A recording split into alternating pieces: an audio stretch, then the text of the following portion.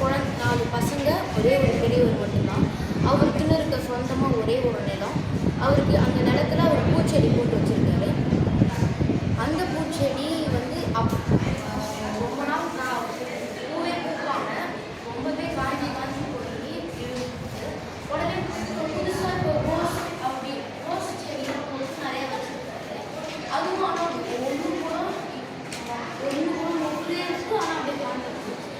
அவருக்கு காசு லாபமே இல்லாததுனால அவரால் குழந்தைங்களுக்கு படிப்பு காசு ஃபீஸ் கட்ட முடியல, யூனிஃபார்ம் எடுக்க முடியல, அவரால் இங்கே இருந்து சாப்பாடே ஒழுங்காக செஞ்சு கொடுக்க முடியல. ஆனால் அப்போது ஒரு நாள் அந்த மல்லிகைப்பூ செடி போட்டு வச்சுருக்காரு. அவங்க போட்டுட்டு இருக்கும்போது ஒரு காலையில் தண்ணி ஊற்றிட்டு எப்பயுமே ஒரு சாந்தியை சுத்தமாக வச்சுருந்தாரு. அன்றைக்கி அதுக்கு மறுநாள் காலையில் வரும்போது அந்த பூச்செடிலாம் ரொம்ப அழகாக பூத்து பெருசாக பூத்து ரொம்ப வாசனையோடு இருந்துச்சு. அந்த வாசனையோடு இருந்த பூச்செடியை விற்றா நம்மளுக்கு நிறைய லாபம் கிடைக்கும் சொல்லி பூ எல்லாத்தையுமே பறிச்சு மார்க்கெட்டுக்கு எடுத்துகிட்டு போகிறாங்க. மார்க்கெட்டுக்கு எடுத்துகிட்டு போனால் இது ரொம்ப நல்ல வேலைக்கு 2 நாளில் விற்க வேண்டிய பூ ஒரே நாளில் இப்போவே விற்றுச்சோடனே கையில் நிறைய காசு கொடுக்குறாங்க.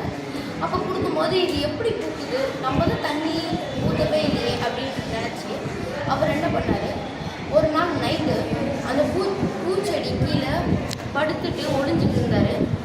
ஒளிஞ்சிட்டு இருக்கும் பொழுது அவர் ரொம்ப ஒளிஞ்சிட்டு இருக்காரு. அப்போது அவர் ரொம்ப தூக்கம் வந்ததுனால அவர் தூங்கிட்டார். ஐயோ என்னோட தூங்கிட்டோமே, இப்போ என்ன பண்ணுறது சொல்லிட்டு அவர் வந்து நாளைக்கு இன்னைக்கு காலையில் நல்லா தூங்கிட்டு நைட்டு போய் அதேமாதிரி உட்காந்துட்டு இருக்காரு அதே இடத்துல.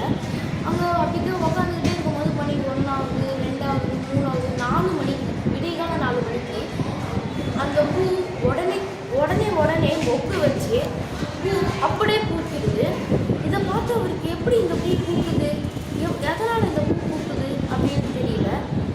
அவர் உடனே அந்த பூவை அந்த பூவை கிட்ட பண்ணோடனே அந்த பூலாம் உடனே காஞ்சி போய் கீழே விழுது. அது இதை பார்த்தோன்னே அவருக்கு ரொம்ப ஆச்சரியமாக இருக்குது.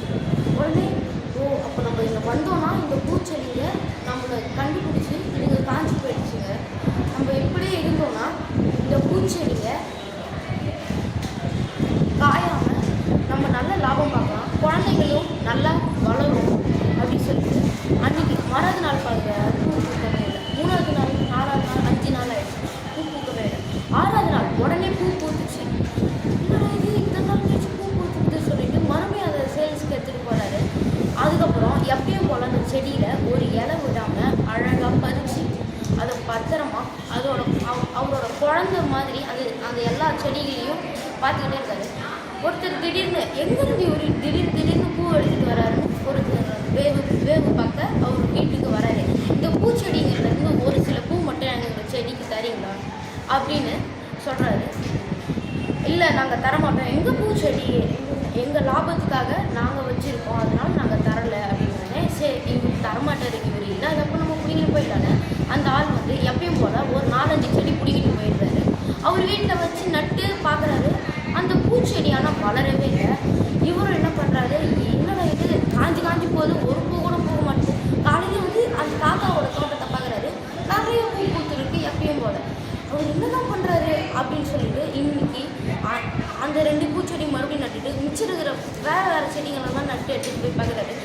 ஆனால் எப்பயும் போல் அந்த செடிகள் காஞ்சி தான் போகுது. இவர் என்ன தான் பண்ணுறாருன்னு ஒரு நாள் ஃபுல்லாக அவர் தோட்டத்திலே இருக்கிறாரு அந்த தாத்தா. அவர் என்ன பண்ணுறாருன்னா அந்த பூச்செடிகளை ரொம்ப அக்கறையாகவும் ரொம்ப பாசமாகவும், அது ஒரு சின்ன வேர் வெளியே வந்தால் கூட அதில் மண் போட்டு அமுக்கி அழகாக வச்சுருக்காரு. அப்போ நம்ம இப்படிலாம் பண்ணாதான் இந்த பூச்செடி தான் பூக்குமா, அப்போ நம்மளும் அன்பாகவே பூச்செடிக்கிட்ட இருப்போம்னு நினச்சி அவரும் அன்பாக இருக்கிறாரு. அப்போ அந்த பூச்செடிங்க பூக்குது, இவருக்கும் நல்ல லாபம் கிடைக்குது. தேங்க்யூ.